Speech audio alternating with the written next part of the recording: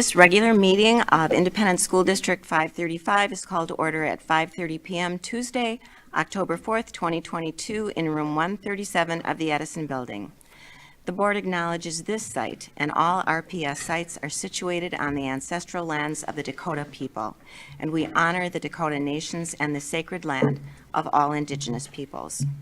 Interested members of the public are welcome and encouraged to view this meeting remotely at youtube.com/ISD535, where the live stream video may be found. Present at this meeting are school board members, Superintendent Kent Pickell, a non-voting ex officio member, and Assistant School Board Clerk, Ms. Michelle Severson. Ms. Severson, would you please call the roll? Thank you. Director Amundson. Here. Clerk Barlow. Here. Director Garcia. Here. Treasurer McLaughlin. Here. Chair Marvin. Here. Vice Chair Nathan. Here. And Director Workman. Here. At this time, we offer the opportunity to say the Pledge of Allegiance. I pledge allegiance to the flag of the United States of America and to the republic for which it stands, one nation, under God, indivisible, with liberty and justice for all.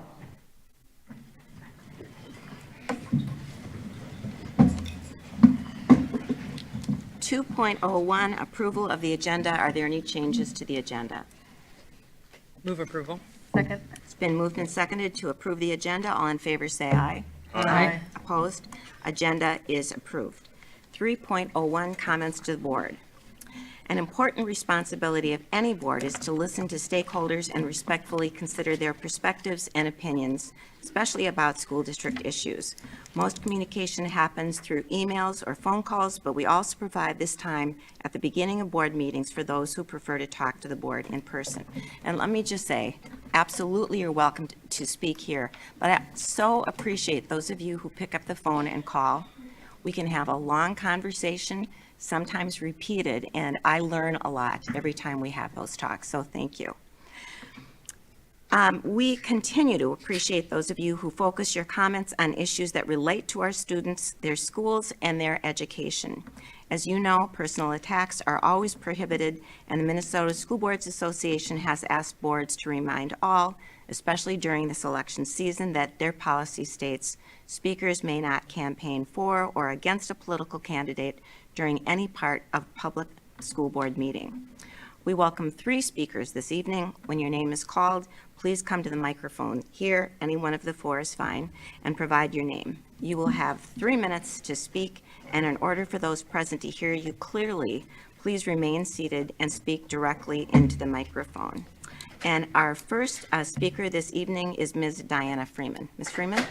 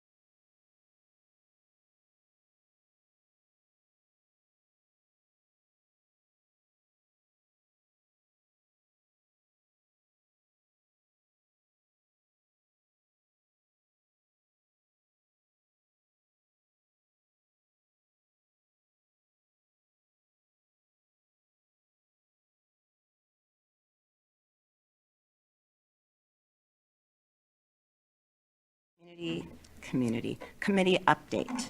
Any reports from board members about their committee work? Well, I'll comment. I had an opportunity to attend a community meeting where it was designed to solicit input from parents, of which there were many present who shared their concerns.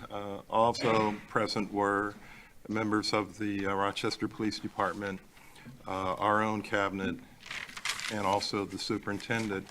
What I learned was there's a deep passion on the parts of parents, and by their own self-identification, they were all caring parents. I did not sense a good parent, bad parent, but a group of caring parents who shared their vision, their goals, their hopes, and their willingness to work with the Rochester Public Schools, to include even working with the Rochester Police Department.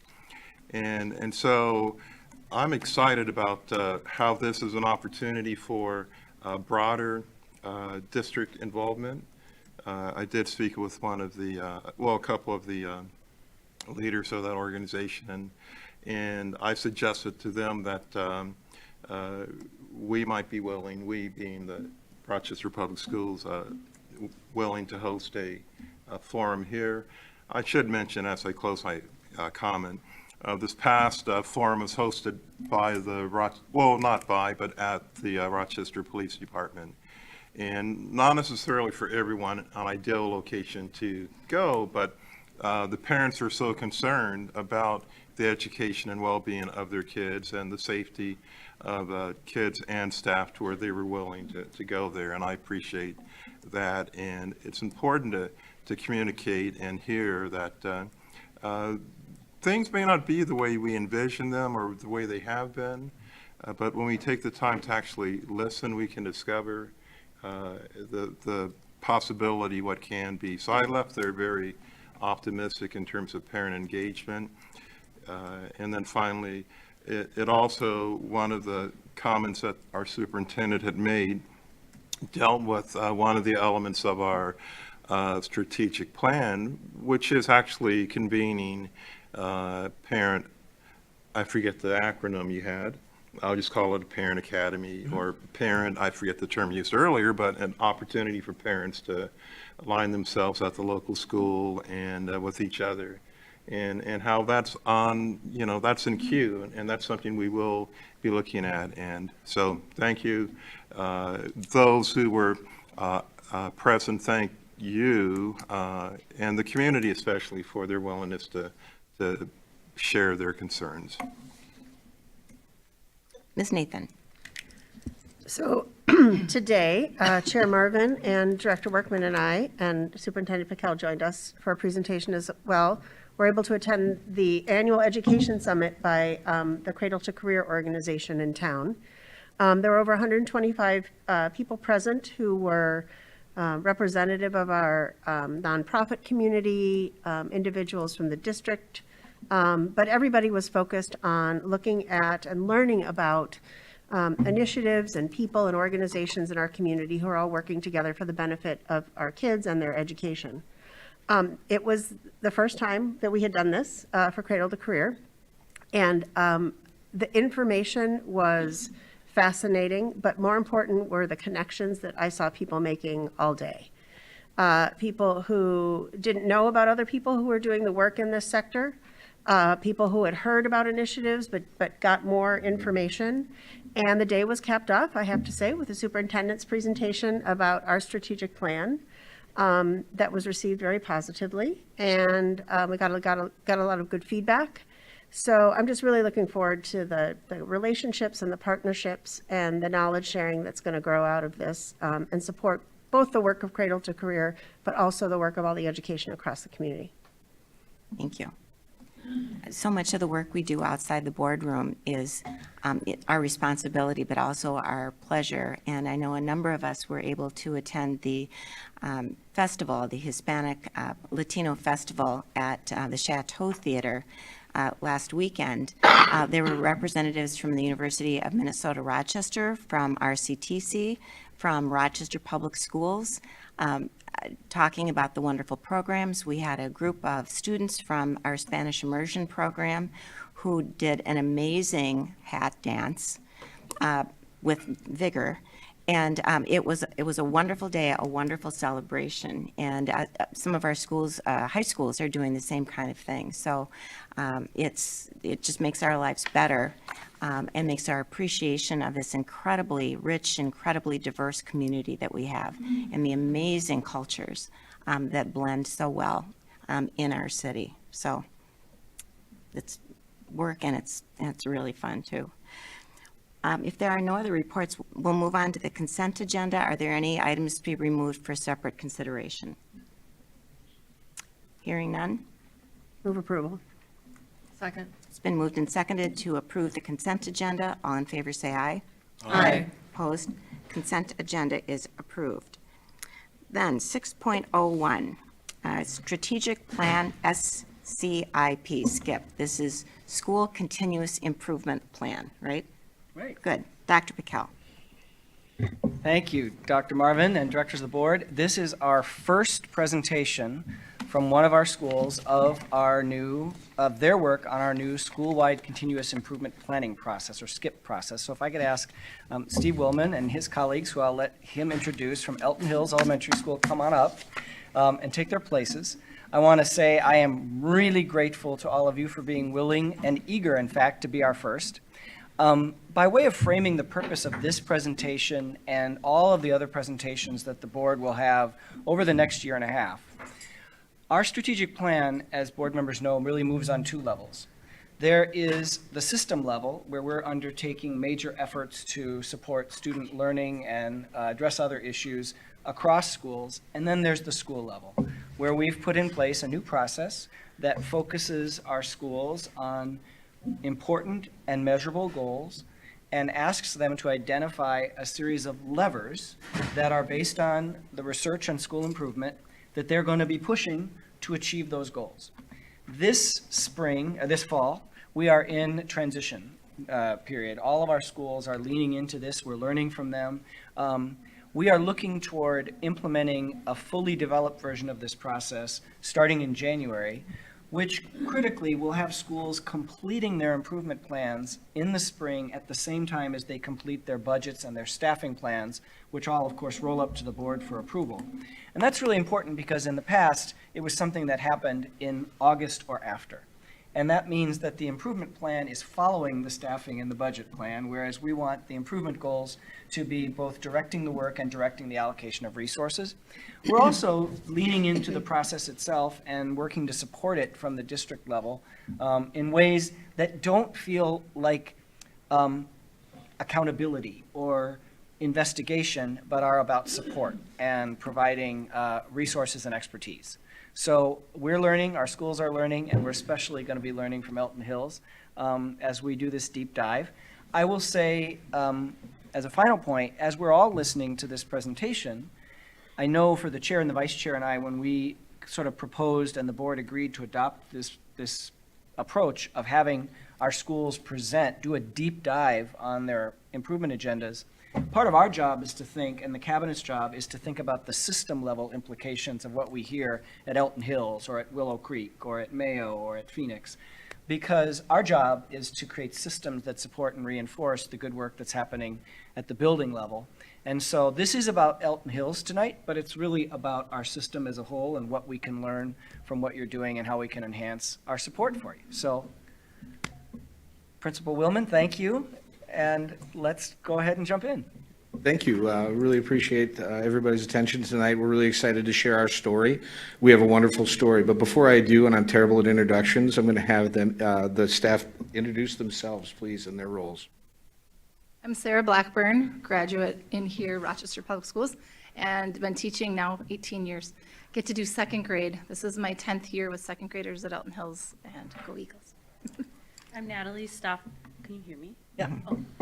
I'm Natalie Stoffel. I am our instructional coach at Elton Hills full-time, and I have previously been a kindergarten teacher there for 6 years. One of the things you'll notice about the SCIP plan is that it's really an internal communication with our staff. And there's a lot of jargon and there's a lot of pieces of the puzzle that may become a little bit like confusing to people that are in the community. Our staff know exactly what everything means in these pieces of the puzzle. And so I'd be happy to explain those pieces. In addition, we've created a glossary for you, I believe that you have, so that we can make sure that our communication is clear, because we want to make sure that it's not just jargon. It is actually action that is happening in our building that improves the way our students learn and our staff interact with our students. And that's extremely important to us. We understand that reading is a linchpin for future success. It is a moral imperative that all students learn to read. It is something that will consistently be brought forth in their life and be expected of them. We need to make sure that they read proficiently. So what we did is, a year and a half ago, we looked at the data and we said, where can we get the data? We looked at FastBridge. We started to see where our gaps were in our learning, and we started going through the PLC process, which I'll talk about, the 4 questions. Number 1, what do we want our students to be able to do, or skills? We want them to read proficiently at grade level. Number 2, how do we know they'll get there? Data. Data feeds the machine, and the machine is the people that work with the kids. If we know where those kids are at, we can meet them where they're at and find out what they can do and what steps we need to take. It's the feedback loop that is continuous. That's what feeds the engine of learning, is the feedback loop. Third, we need to know what to do with students when they don't understand at the level that they need to. And that involves 3 things. Number 1, understanding the data. Number 2, understanding the research. And number 3, having a piece of resource that they can present with that student with confidence that is ready to go for that student so they can progress to the next level. So what have we been doing? And then obviously the 4th question is, what if they already know it? How do we extend knowledge? We are not content with just a proficient. We want to extend people that are already proficient. We want to make sure that every student's needs are met. And so how do we do that in a system that has, you know, the bell system and the buses and the recess and all that stuff? So what we had to do is really dig down into what is the practice at the root level of the teacher, the student, and the interactions they have to make sure we get those taken care of. But it's not just there. We've had to create a collaborative culture around our PLCs to be able to utilize the data, to train up the PLCs to make, professional learning communities, which are grade level like groups, to make sure that they understand how to use it and know what to do with it. And through our presentation, you're going to see how we used research, how we use data, and how we work with our students on a daily basis in reading to make sure that they are proficient and meeting the goals that they have. So if you were to say, basically put it into a nutshell, we need to make sure our practices, our instruction meets the needs of students. We need to support our staff to make sure that they do that in an effective way. And our students need to know exactly what to do at all times. So what we're doing is we're doing exactly that. Small groups, utilizing research-based data, all those different pieces of PLCs to make sure that we ensure learning for our students. This is something that is an anomaly in the state. Relatively few people were able to either hold the line or improve in our scores from 2018. We were able to do that at Elton Hills. I honor the staff work and the work that we did with our data.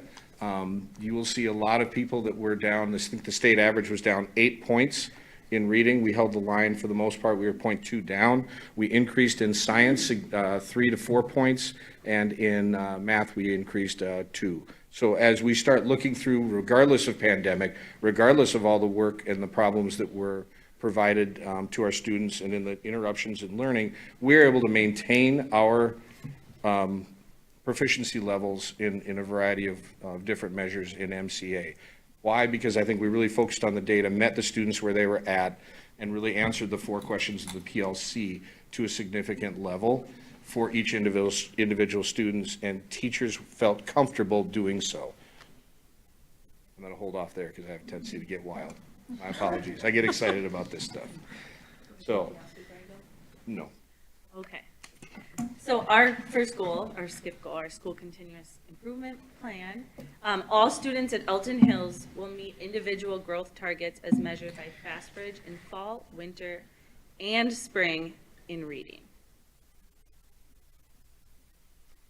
So going off our levers, our first one is relationship lever. So we all know that if we have a relationship with our students and we have a strong relationship, they have a tendency to be in the classroom more often. They want to learn and they want to be in there with you. And we have found that at Elton Hills, that building those relationships first is what gets our students motivated to want to learn and to progress and work individually. So we're creating safe environments where learning and growth are encouraged. So small groups, we are implementing reading buddies. So an upper grade and a lower grade, they'll meet at least once a month to provide social, that'll come up later too, but social emotional interaction, positive interaction. And just incorporating it wherever we go. So if we're walking to a bus line, we're going to lunch, we're talking about, with our kindergartners, we do the letter, we pick a letter and then we come up with words, or we do actions on our way. So just implementing it all the time. How we're going to measure that is the panorama survey. So that's for 3-5. And we have also created one for our K2 students so that we are including all of them. And then looking at as a site team, bringing it back to our staff meetings and deciding where we need to go from there. For our professional development lever, one thing that we are doing this year, we are doing the Fast for Success training with the University of Minnesota. We have started that, and I'm just super excited because we had our third meeting with them this week, and we get to dive into data with our staff. So we're looking at all of our Fastbridge scores, and we're doing, is there a core problem? You know, so we're looking 70% of your students should be having phonemic awareness, which is like telling them sounds, manipulating sounds and words. If they have that, all right, great. Then we need to target those 30 or less % of kids in those small groups to get them where they need to be. So we're excited as a staff and a team to be working with them and be able to really look into our data that we have established K-5. We'll be doing instructional rounds, so myself, our special ed coach and Mr. Willman go around to classrooms, observing, looking for our literacy look-fors in the classroom, which is in the glossary. Just key components to, do they have stuff for phonemic awareness? Is there phonics going on and happening in the classroom? And then debriefing with that teacher, how can I support you? Can I co-teach with you? Can I model a lesson with you sitting next to me? You're in there and teaching, and if you need support, I'm here to help you.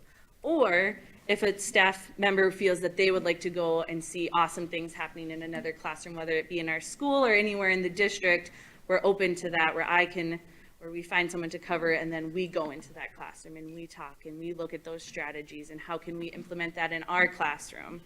And then just tier 1 and tier 2.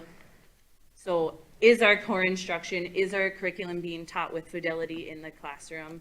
Are we hitting those components with the students? And then making sure we're doing small groups so we are hitting every student's needs, whether they're accelerating or they might be behind.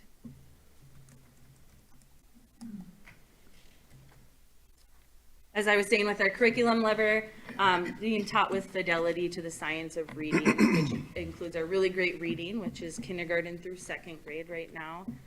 We have a Hegarty, which does phonemic awareness. It's every day for students for 35 weeks. It increases the skills that they're working on. And Kilpatrick is another resource we're using. So he has a book, and it's called Equipped for Reading Success. And it has similar strategies to Kilpatrick, but we're using that with our 3rd through 5th grade students and staff who may not have those resources that we have down that they have in K2. Fastbridge also provides a phenomenal resource in pinpointing where those students need. And then special education, we're super excited about, got a new curriculum this year, the Spire, and they have started and they are grouping and they are on their way. So we are super excited to have that support, and they are very happy to have support. One of the things we noticed as we had the conversation around our data last year is, did teachers feel like they had the resources and understanding to do the work? And really, the work around the science of reading has opened their eyes to understanding how to use curriculum more effectively. They understand how it ties in to the actual science of how our students learn reading. And so when you have a well-trained individual with a great tool, you're going to have a wonderful result. And that's what we're starting to see. And we're starting to see a whole lot of confidence around teaching of reading at Elton Hills. For our PLC lever, our professional learning communities, we meet every week. Every team meets every week. This week and the next couple weeks, we are doing K5 just to look across our school at our Fastbridge data. What's working, what's not, where are our core problems, how can we help each other? We have our multilingual thank you, multi-language learner teacher coming in and supporting us where we're looking at WIDA scores from last year and how can we support those and doing the can-do descriptors from WIDA. We're having our special ed team come in, we're having our math support come in, we're having our reading support come in so that we feel supported. Teams feel supported from us and every member in the school at Elton Hills. We're very collaborative. Okay.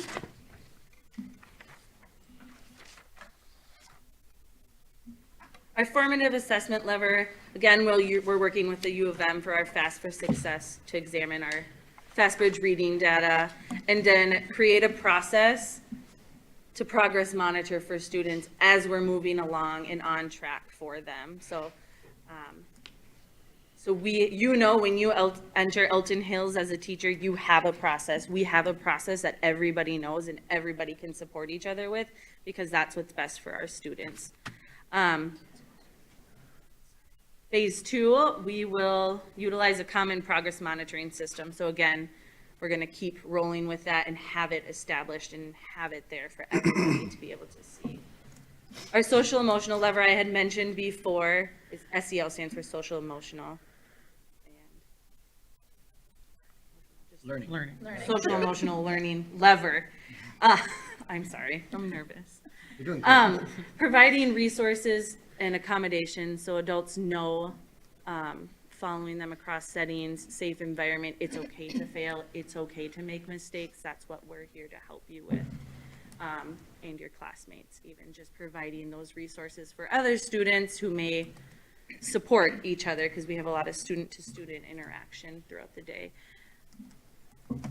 One of the things that we noticed around Tier 1 instruction we needed to improve, because we have the number of people that aren't proficient in the level that we are, we needed to work on Tier 1 instruction. And what I often say, and the people have heard me say this, before you get judgmental, get curious. So what is the issue? What are the concerns? What is it that you need? What are the things that would benefit our students? So instead of getting judgmental and yes or no, it's getting curious.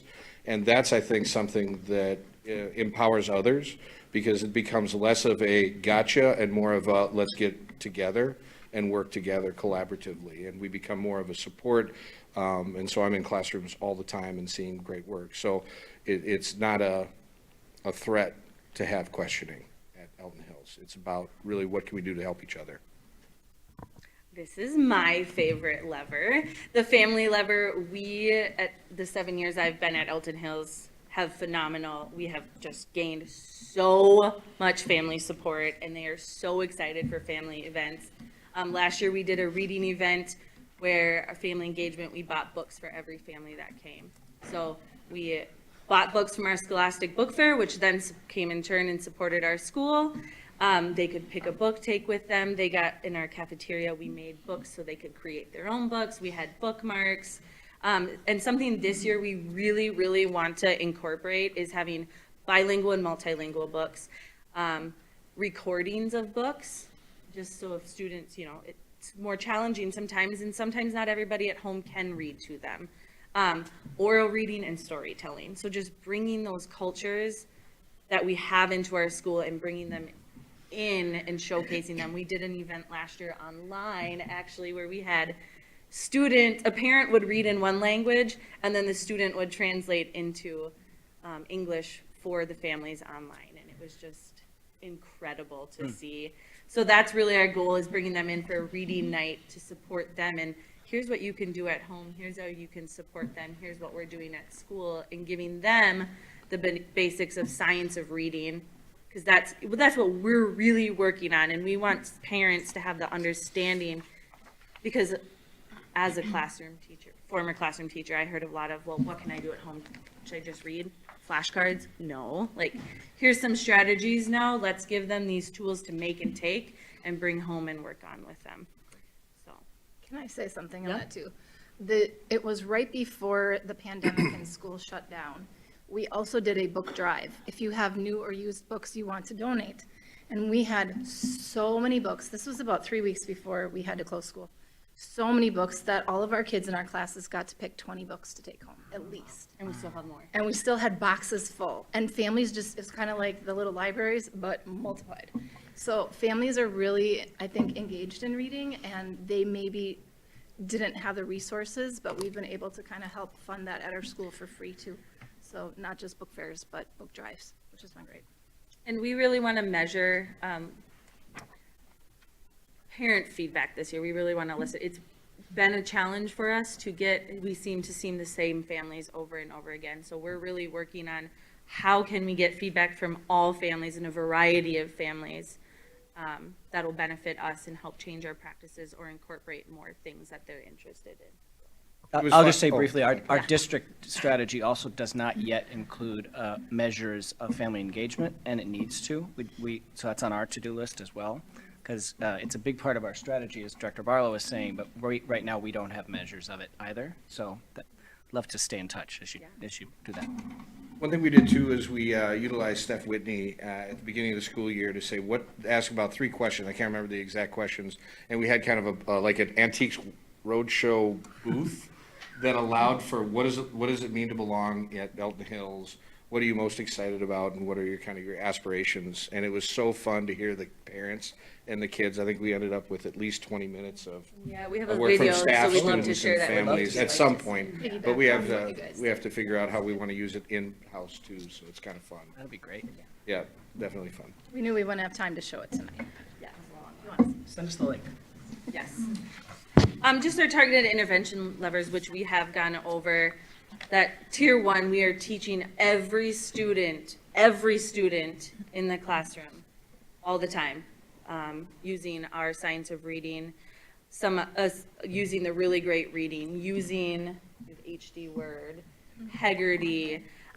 We have the program called Lexia, which really, it's an online program based on the science of reading, which the students progress through based on their skills. So it picks targeted skills for them, and then it provides feedback to the teacher, so the teacher can then use and implement those strategies in their small groups.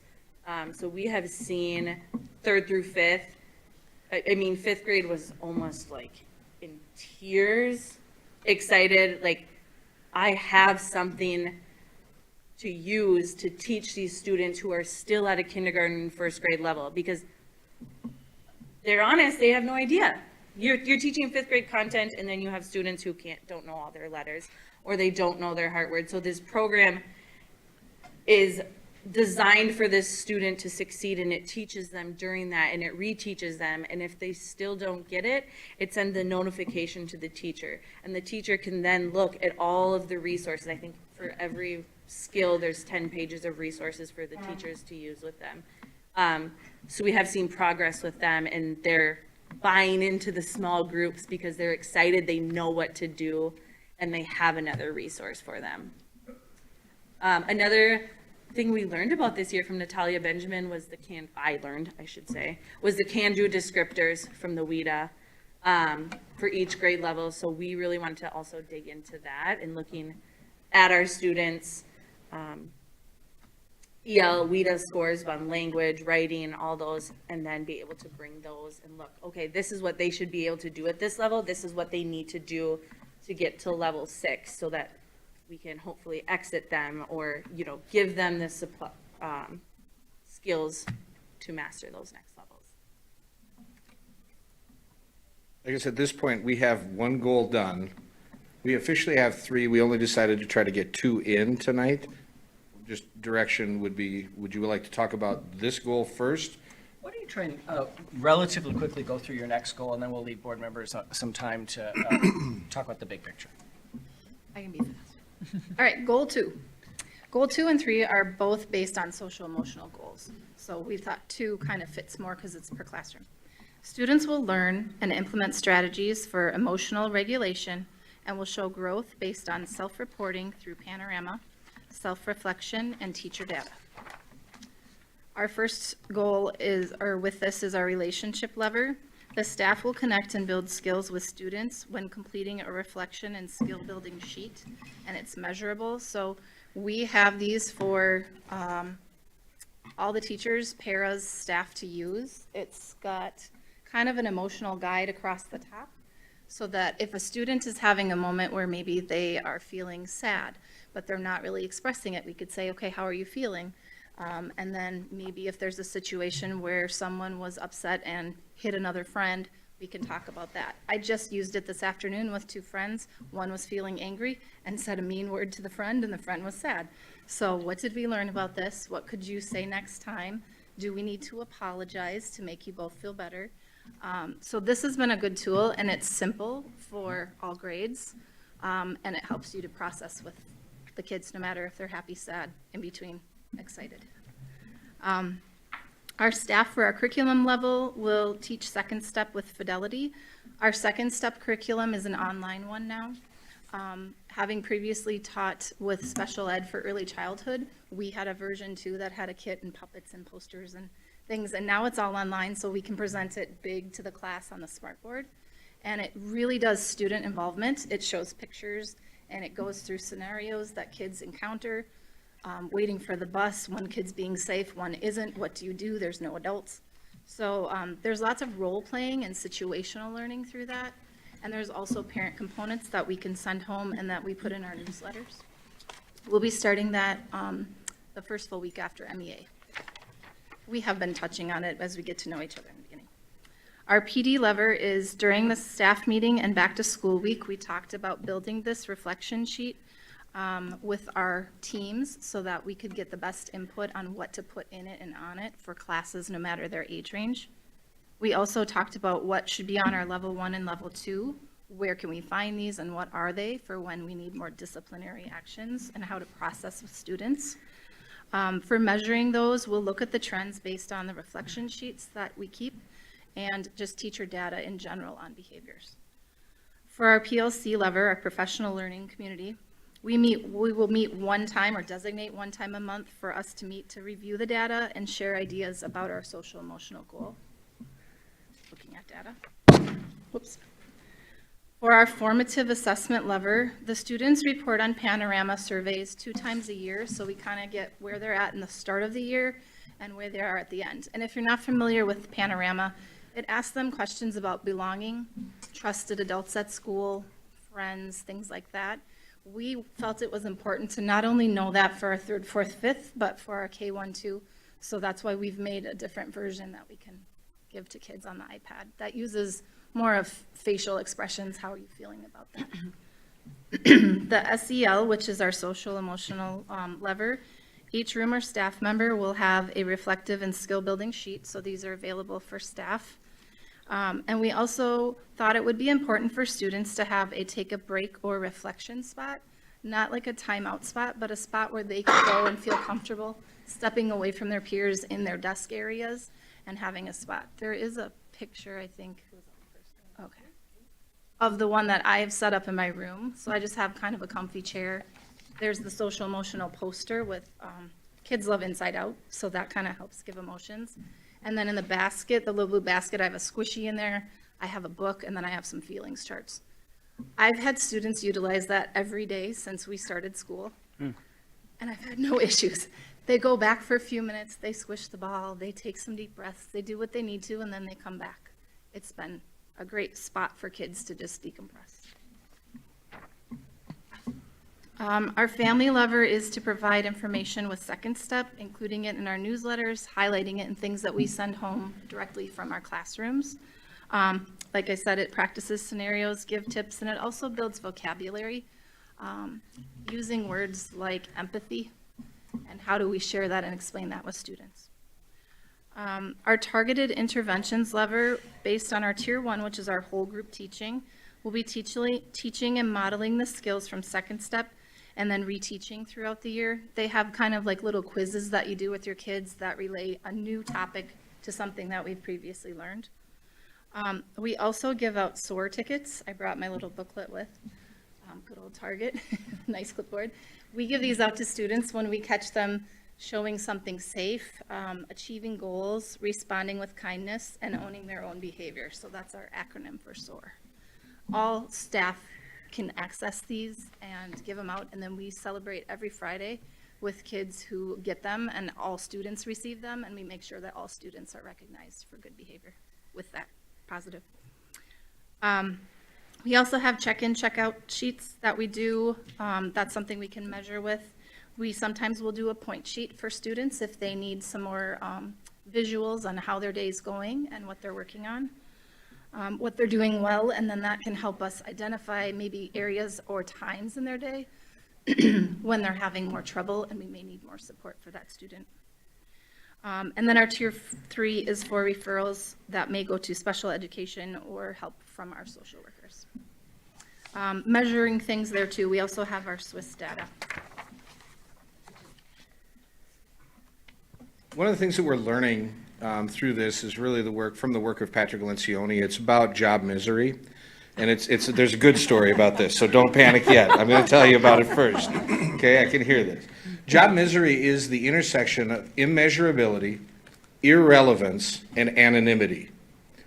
The work we've been purposefully doing for the last year and a half has been around belonging, measurability, and making sure that the work we do is understood to be relevant.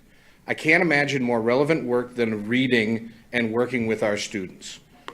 Once we have measurability, they're going to get sick of me hearing and saying this. You can't buy enough pizzas to make people happy if they don't think they're effective at their job. You cannot do it. If they don't know they're effective at their job, they're going to be wondering and questioning. If you have the data and the understanding that you have been effective, that you have grown children in their reading, in their math, you have a data point to be excited about.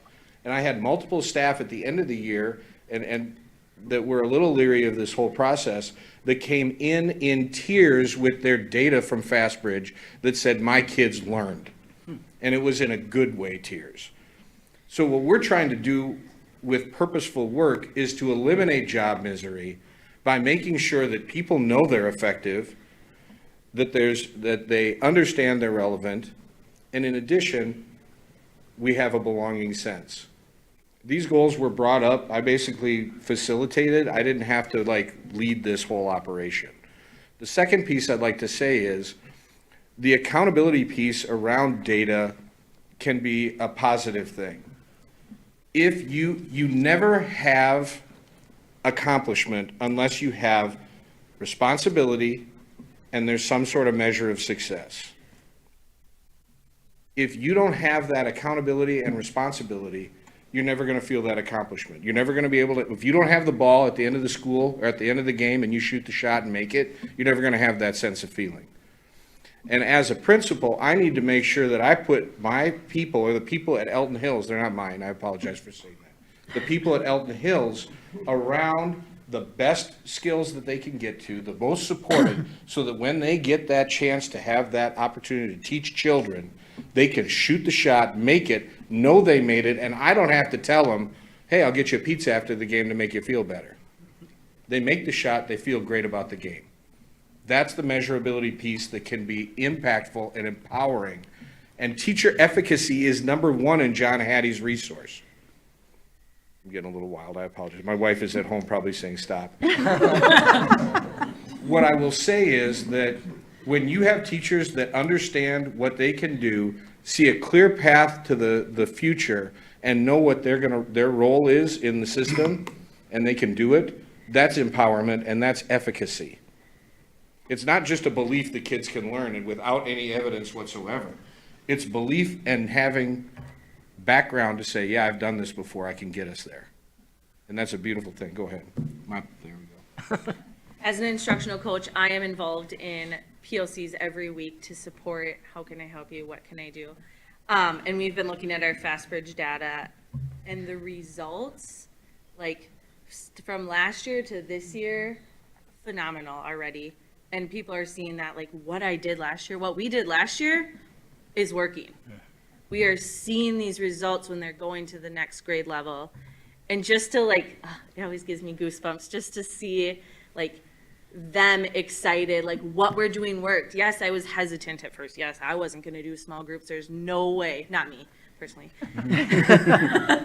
but there's no way I'm doing small groups. What I'm doing is working right now. But then to see us do the small groups and to implement new strategies and to ask for support when we need it, now they're excited because they're like, holy moly, like, we're making more progress than we did before. So I just have to say it's super exciting to come into our school, and you guys are welcome at any time. You can tell them I said too. But the community at Elton Hills and the collaboration at Elton Hills is phenomenal, and you guys need to experience it for yourselves and come in and see what's happening in our classroom, because it is phenomenal. So that's my take.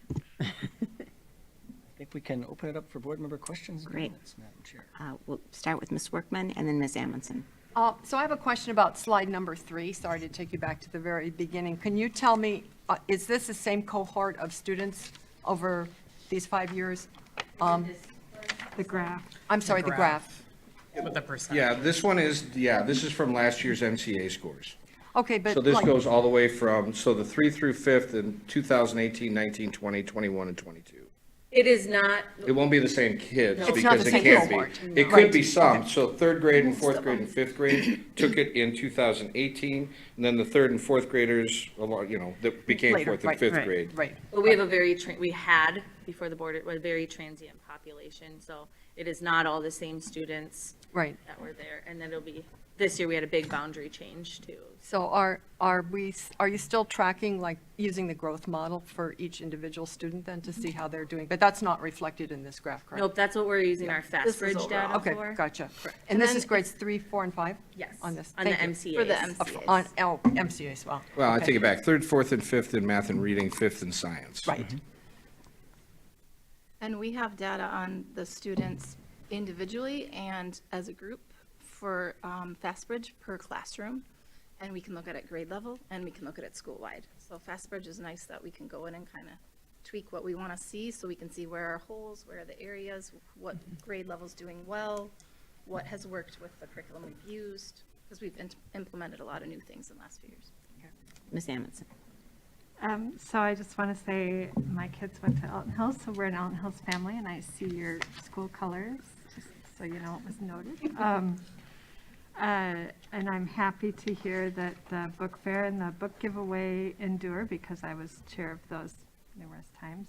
And I think there's only one of our teachers left there, so shout out to Mrs. Rude. She's still, She's still. I know, she's the only one, I think.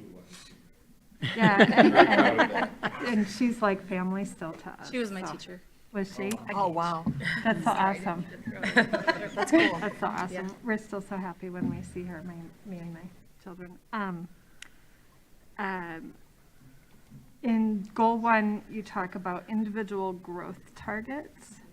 Can you tell me a little bit about what goes into setting those targets? What kind of data, what kind of input, how automated that is, or how personal that is? So FastBridge calculates that for us. Uh-huh.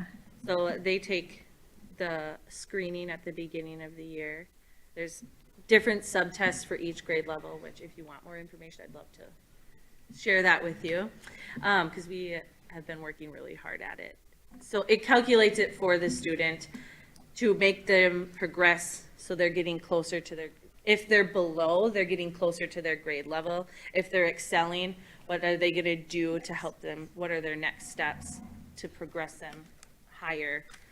So in FastBridge, you can go to their screening report and it will show you where their growth target is. So it's just a mathematical formula on the part of the, Correct. Yep, we're not doing anything. FastBridge is measuring that for us.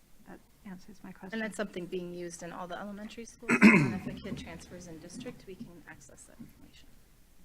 Other questions? Mr. Barlow? So what I, in listening to you, oftentimes the community and probably even the board itself, we use the MCAs as a metric of how we're doing. And yet I appreciate hearing and realizing that there are other ways to actually establish how we're doing. And FastBridge allows that. And so, and that's research-based intervention, whereas the MCA is simply a testing of. So how can we, or as a school, parents who may call you up when the MCAs are published and, hey, what are we doing, you know, how can you provide assurance to them? And ideally say, you know, but let me show you what your son or daughter is doing. And they're actually doing quite well. Maybe where they started, and I like that FastBridge will do that, maybe they were at below grade level initially, but they now are either at or have exceeded that. And so when you reference the tier of referencing as well, I appreciate the fact that you're considering all students and not necessarily teaching to a, giving all, well, here's where we use the term, well, where some use the term equality. You're not giving every student the same thing because not every student is at the same place. Is that correct? That's correct. Great teaching is equity. It's getting at whatever the level is where that student is. And so we can expand on the kid that's already at 7th and 8th grade, and we can, you know, support the student who is a little bit below grade level. In addition, with the MCA, like you said, here's one way I do it. I put it in one slide and gloss over it fast in a board presentation because it's a cut score. It's a cut score that shows proficiency based on some measures, but it doesn't show growth and it doesn't show how much a person might have learned over the course of a year. You know, they could have been at 49%. Is it important? Yeah, it's definitely important, and it's important to our families, and I understand that. It's also another way, and it's a great way to say, like what we can say now, yep, we know that's the case where they're at, and we know what we're going to do. We've got you, we've got your son or daughter, and we will take care of them until they are no longer in this school. Thank you, and I appreciate that. And you said that in a much better way I ever could have in terms of differentiating between equality and equity. Very viable example. And then finally, the social emotion SEL. I found that quite interesting as I listened to you. Because one's mental, social, emotional state matters, it sounds like. And so it seems like you want to address that so that learning can occur. Especially for And little ones who maybe can't express themselves in words, more so in actions, or slumping on their desk, or coming in with a frowny face. So that's why we have a big focus on that, because I think with masks, with not being around other kids to learn cues, some of those things are harder for our students that are in our younger grades versus older students who had been in school prior to COVID. Because my second graders this year, this is their first, hopefully, normal year of school without any at-home learning. We'll see, but thank you. Ms. Nathan? So I can't wait to see that family engagement video because I can tell from your excitement about how great those family engagement pieces are. I remember when my kids were in school, the message that went to parents was 30 minutes of reading at home. So what kind of messages do you give to parents for the consistent kind of support that they can do at home that's supporting what you're doing with the science of reading and the curriculums in the schools? I still put that, as a second grade teacher, and they're not in the classroom directly. I put that in my newsletter. I shared that at Meet the Teacher with our Step Into Learning. That reading is important. To me, it doesn't matter if it's a certain level of book for the student. It's what they are excited about. It's their library books. It's their favorite book over and over. It's a book read to them. It's chapter books, even though they might not be able to read it on their own. It's siblings. So just promoting reading, no matter what type of book it is. I put it in there for parents if you want me to send books home. I've had a few parents request, can you send weekly books? So we have extras that we haven't read. We also put in there to practice homework. There's no penalization from me for students who don't turn it in because some may not have the time or opportunity or help to do it at home. But I offer help at school too. So if you want to do it, we have some time. Let's do this together for extra practice. So it's in my newsletter all the time, and I put it in my weekly emails to parents. I think one of the things too is as we start sending home and having conferences and talking about where your student's at with reading, the conversation becomes organic, right? It's like, we start talking about phonemic awareness, and of course the next question is, what is that? I'm so glad you asked. And then you can start talking about that. Or it's really around, vocabulary. It's really, we want to start working on that. And so the conversation really becomes organic, and that's when it's the richest, right? It's not when Steve Willman puts it in the binder for home and says, please do this. In addition, Lexi has some homework, poor choice of words, work that can be done at home with families and kind of guides them through the process as well. And Fastbridge can do that too. We can send things home with Fastbridge. I'd say we're still at the cusp of really getting into the science of reading with families. And that's something that I think is going to come up organically in the conversations. And it already has in the line at Elton Hills for pickup. The 3 lines, by the way. I'm sure you remember those 3 lines, right? Make sure your middle line is open. So, having those conversations there too, as parents go through, because it'll be 1,000 conversations. And that's the beauty of communication. Hitting both of your points, Dr. Barlow, right? Director. And Ms. Nathan. I, as a kindergarten teacher and our kindergarten team, during those conferences, that is just a vital time in our Step Into Learning to show parents what our growth, what it's going to look like throughout the year, and keeping them informed on what that was, providing them resources if they needed that. Just walking down the grocery aisle or walking down the street and looking at the signs and you saying the word and they're sounding it out, Elton, putting them together. So just providing those resources. Fastbridge also provides a family report. So it can show, I'm excited now because we will have it cross grade level that they can see where they were in kindergarten and then as they progress through the grade levels. And it hits those specific skills that they are still working on and then where they will go next. So it does show that to the families too. And we shared that at conferences last year, both our fall and our winter. We hadn't taken it again at the winter, but we could share with them progress that their student had made in our other formative assessments that we do for our reading and phonics curriculum. Other questions? Excellent. Thank you so much. This was really interesting, and we hope you keep flipping those levers. Thanks for your work. Thank you. Sure. Yeah, that's great.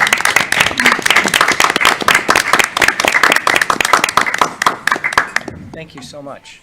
Oh, I could use this.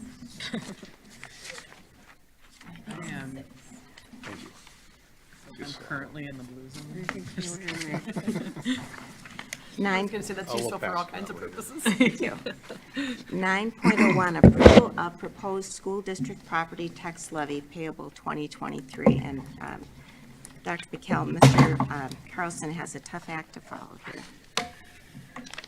Chair Marvin, directors of the board, I am sure that when Mr. Carlson is done, we are all going to be in the green zone here. Okay.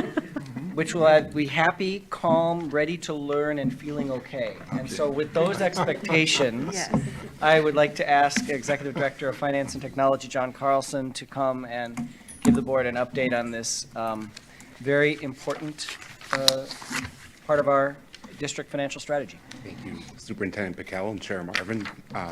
I was hoping you were just going to read the resolution and we'd move on. So I did not prepare a And yet here formal you are. presentation. I would just clarify that the estimates that I gave you last time turned out to be the actual correct numbers. So MDE made a correction in the report, and it turned out to be right to the penny of what I had estimated. So there isn't really a need to redo, in my opinion, because the numbers did match just fine last time. So. And can you clarify for people listening exactly what we're voting on tonight? That's right. So what you are voting on is to approve a maximum amount. The maximum amount is a 4.7% increase in total dollars collected year over year. We will have the ability, if we wanted to lower that. I think we talked about that last time, that there are ramifications. If we choose a lower amount, it means we've got to cut something additional out of our budget if we do that. But we will be going forward then, these numbers get used to produce the truth and taxation notices that get mailed in November. And on those notices, we'll put the date and time when we will be discussing this one more time in December. And then after that, you can make a final judgment call or final approval of the actual property tax levy at that time. So anytime before then, community members can contact the board, or they can show up at that meeting to talk directly to the board. That's right. Okay. I think that one thing I pointed out last time that is still true, that we gave a couple examples. If your house had stayed about the same in value as last year, your school property taxes will go down. If your property value went up, say 25%, you're not getting a 25% increase in your taxes. You'll probably get around 14, 15%. So we think that there'll be some extremes where there'll be a few homes that didn't change value. We think there'll be extremes where some houses change a lot in value, but we're hoping that the majority of them are in that average amount, and it's going to be a minimal increase to them because of growth in the property tax base. Quick question. In your experience, have you found that the amount of money that you know right now changes between now and the truth and taxation day? No. Does it usually change? Our is it experience pretty has been steady? that the report is the Okay. report, it is the amount, it stays the amount. The only thing that usually would have happened is if we would have had a vote coming up on November 8th. We do not have a vote planned, so we don't expect anything to change now. Okay, and this is an action item, so I will read the resolution. If it is moved and seconded, at that point, you'll stick around for questions if there Sure are thing. any. Okay, thank you. Be it resolved by the School Board of Independent School District 535, Rochester, Minnesota, being a school district in Olmsted County and Wabasha County, Minnesota, that there be a proposed school tax levy upon all taxable property in said school district in an amount equal to the maximum levy limitation provided by the Minnesota Department of Education to the Olmsted County Auditor and Wabasha County Auditor on or before October 7th, 2022, and be it further resolved that the payable 2023 property tax levy and the 2022-2023 school district budget will be discussed, and the public will be allowed time to comment on the issues of the property tax levy and school district budget at a school board special session to be scheduled on Tuesday, December 13th, 2022 at 6 p.m. in room 137 of the Edison Administration Building, 615 7th Street Southwest, Rochester, Minnesota. And be it further resolved that the final levy will be adopted at the regular school board meeting scheduled on Tuesday, December 13th, 2022 at 6 p.m. And be it further resolved that the county auditors be notified of these dates and times, and that notices be published as required by the Commissioner of Revenue. Move approval. Second. It's been moved and seconded. Are there any questions or any discussion? Ms. Nathan? I just have to bring attention to attachment C, which is the document from Ellers that really, if anybody from the community wants to dig into what Mr. Carlson said when he said, if your property values don't change, your property taxes will decrease. It has for every property value level, for example, from residential from 75,000 up to 500,000, for every category, the property taxes decrease from 8.9% to 10.2%. And can you explain one more time why that is in terms of our tax base Yeah, so increasing. there's been significant growth in the tax base, so even though the dollars collected would go up, there's much more value to spread that against. Now, it really comes down to how much new property is in the system, how much new property was not paying tax in 2022 that will now start paying in 2023. So it's kind of just that ratio between the new properties and the existing properties, how much the existing properties went up and how much the new take on. So yes, we think that it's going to be very minimal overall because there's been change in both sides of the equation there. Mr. Brown? And if I may, in that same table, and I appreciate Director Nathan for bringing that to our attention, the same would ring true with every property type up to a certain dollar value. So, and I appreciate this being before us and the public having opportunity to see it for themselves. I always kind of, you used to be able to get away, we used to be able to speak of an average home in Rochester being $200,000. Well, that was obviously years ago. But here, even as Director Nathan has suggested, asked the table up to $500,000, you're still seeing a 10.2 reduction. And that's good to hear and realize. Other comments or discussion or questions? One more clarification. Okay. The 4.7% increase is not us asking for more levy money. It's the way the calculation came from the Minnesota Department of Education. That's right.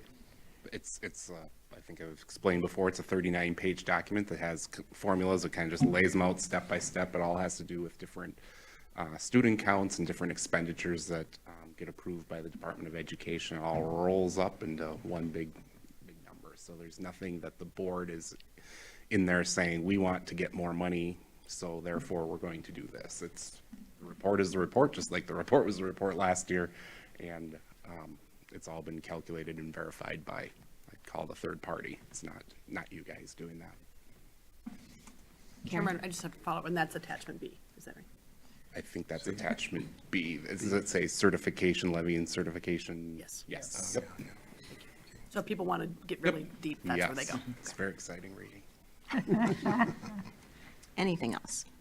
Is it still true that there's only like 6 people in the state of Minnesota that understand school finance completely, or whatever that?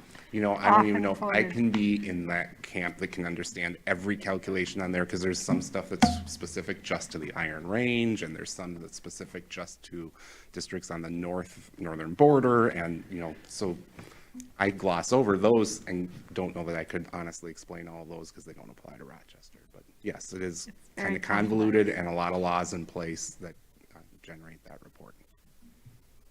All right, the resolution has been moved and seconded. All in favor, say aye. Aye. Opposed? Motion passes. Thank you, Mr. Carlson. 9.02, recognition of Indigenous Peoples Day. Dr. Pakel. Chair Marvin and directors of the board, we have got a video that features Amelia Cordell, our Native American liaison, who is traveling with our Assistant Native American liaison, Tucker Quitone, tonight to a conference. And so she made a video to provide the board and the community with some information on this upcoming opportunity to recognize the contributions and experiences of our Indigenous students and families and communities. And so we have that, and then a resolution that Chair Marvin will read for the board to consider. The date is October 10th. Hello, Rochester Public School Board, Cabinet, and community. It's me, Amelia Cordell, your Native American liaison for the school district. I apologize for not being able to attend this meeting in person, as I am headed down to Oklahoma City for our National American Indian Education Conference. But Dr. Pakel had asked me to gather some information to share with you all about Indigenous Peoples Day, which is going to be on Monday, October 10th of this year. So first off, let's talk about what is it. Indigenous Peoples Day in the United States is a time to honor and celebrate Native American peoples. Many people use the day as an opportunity to lift up and celebrate the Native American culture, history, and teachings in their area and in the United States. At the same time, it can be a somber day to learn about and reflect on the atrocities that have perpetrated against Indigenous communities throughout history, and many of those inequalities are still happening today. So a day to kind of reflect and enjoy our Native community. Indigenous Day started as a movement in protest of Columbus Day, the federal holiday that honors Christopher Columbus. Many people now recognize the controversy and bloodshed that surround Columbus's legacy. Others may still observe Columbus Day and feel we should celebrate Columbus as an explorer and as part of the Italian-American heritage. Columbus is often credited with discovering the Americas. However, this claim ignores the fact that Indigenous people have populated the Americas for more than 20,000 years. So furthermore, Columbus never actually set foot in North America. Columbus is now associated with a violent, brutal chapter of history due to the harm he and his crew inflicted on many Indigenous people. So I appreciate our shift in mindset of putting Indigenous Peoples Day on our district calendar instead of Columbus Day. So thank you for that. And I hope we can continue to grow this day. So that's kind of what it is. What can you do? So first thing we can do is acknowledge the land that we're on. I know we do a great job of that at the beginning of our school board. I ask that on days like Indigenous People Day, we take it a step further and acknowledge the land that we're on, but also acknowledge where those people are at now and why. Another thing we can do is enjoy being a steward of our local land. So on Monday, if you want to go for a walk, go to the lake, go on the river walk, and I don't know, enjoy nature, pick up trash that you may see on the ground. Third thing you can do is just share about Indigenous Peoples Day. I know a lot of you are great at working your Twitter and Facebook. So just sharing information that comes up from Indigenous creators, and information that you find that would be helpful to the community or your followers. Fourth thing you can do is rebuild the local ecosystems with the native plants. So anytime you can gather some seeds and plant some native plants to Minnesota or this area, always beneficial. Fifth thing you can do is share and read books by Indigenous authors. Indigenous authors are really starting to find their voice, so it's getting easier to find materials. If you can't, you can always talk to me because I have plenty of books. We are water protectors. This one's an amazing one, an Indigenous Peoples History of the United States, the Young People edition. It's a little easier to understand and comprehend. Go Talkers. They weren't just Navajo. They had some from Dakota, a lot of tribes. And last one I'll share is the Eagle Feather. So it just talks about this one. Written by Kevin Locke. He was a Native artist who actually just passed away this past weekend, but he was great at hoop dancing and just sharing his education to the South Dakota community and the Native community at large. So take the time to go down to the public library. They have amazing resources and information on Native artists. Next thing you can do, you can always purchase items from Indigenous businesses. I know Rochester itself doesn't have very many, but the cities do, and then also online. You can always donate to an Indigenous-led cause, whatever that may be. You can always visit a museum sharing Indigenous history. I know Olmsted counties, every once in a while, will have some great content on the local community and Native communities. And also Shakopee has an amazing new museum, and I would check it out. It's really beautiful. Number 9, share in the art of storytelling. I know a lot of tribes, especially in these winter months, will gather around family tables and just share stories that have been passed down for generations. If you want to start doing that at your own dinner table, that would be great. 10th thing you can do is listen and learn via podcasts. Podcasts are great, especially on your drive. Some good ones are All My Relations, the Red Nations podcast, Toasted Sisters. It's about food. It's really good. And then Coffee with My Mom. It's kind of going back to that storytelling one. Another great resource. 11th thing you could do is to watch an Indigenous film or documentary. Smoke Signals is always great.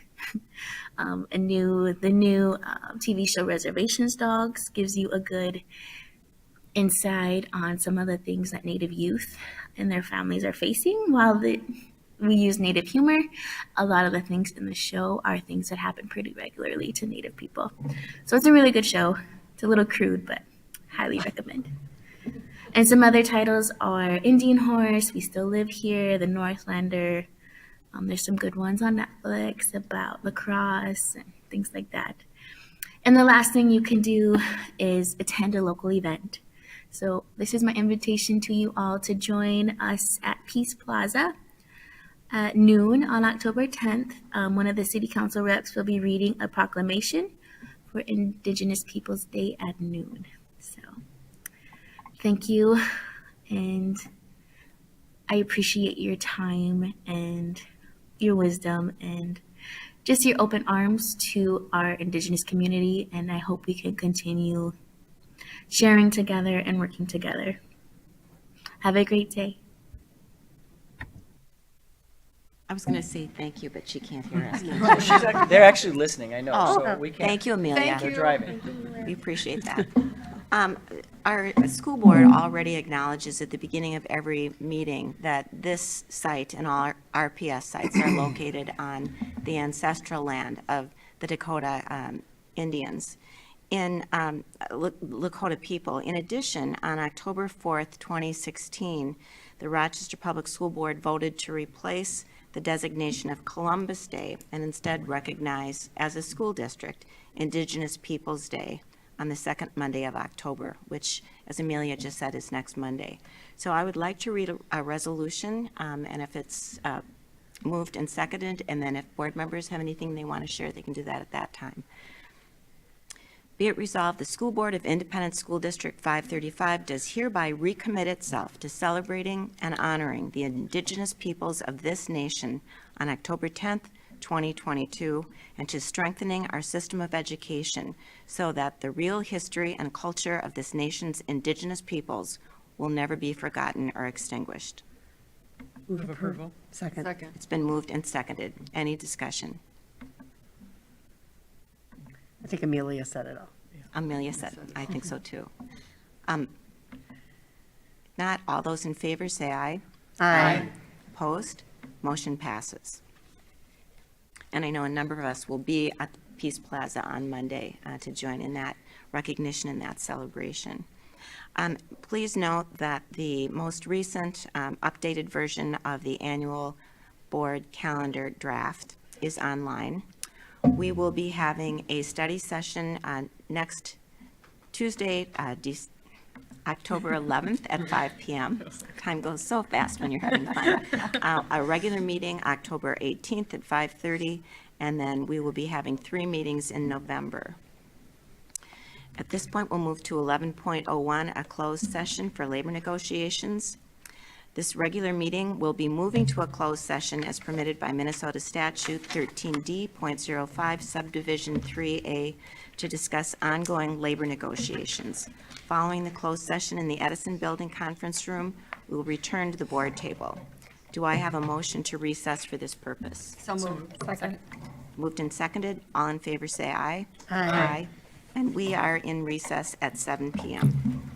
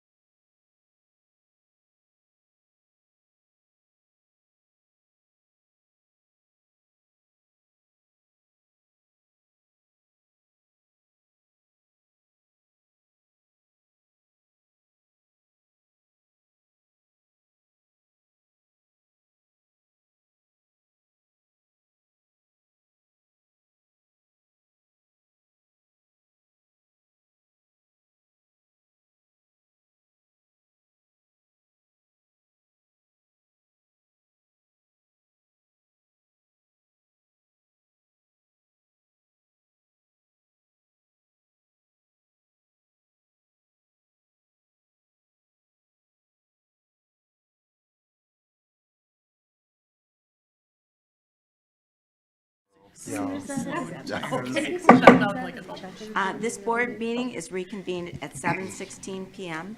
Clerk Barlow, will you please read the names of those present at the closed session? Certainly present at the closed session were school board members Marvin, Nathan, Barlow, McLaughlin, Garcia, Edmondson, and Workman. Also present were Superintendent Piquel, Human Resource Director Bakken, and Finance Director Carlson. Thank you, and I have a resolution. Be it resolved, the School Board of Independent School District 535 does hereby ratify the 2022-2024 off-schedule work guide between the school district and off-schedule employees. Move approval. Second. It's been moved and seconded. All in favor, say aye. Aye. Opposed? Motion passes. Thank you. And we are adjourned at 7:17 PM.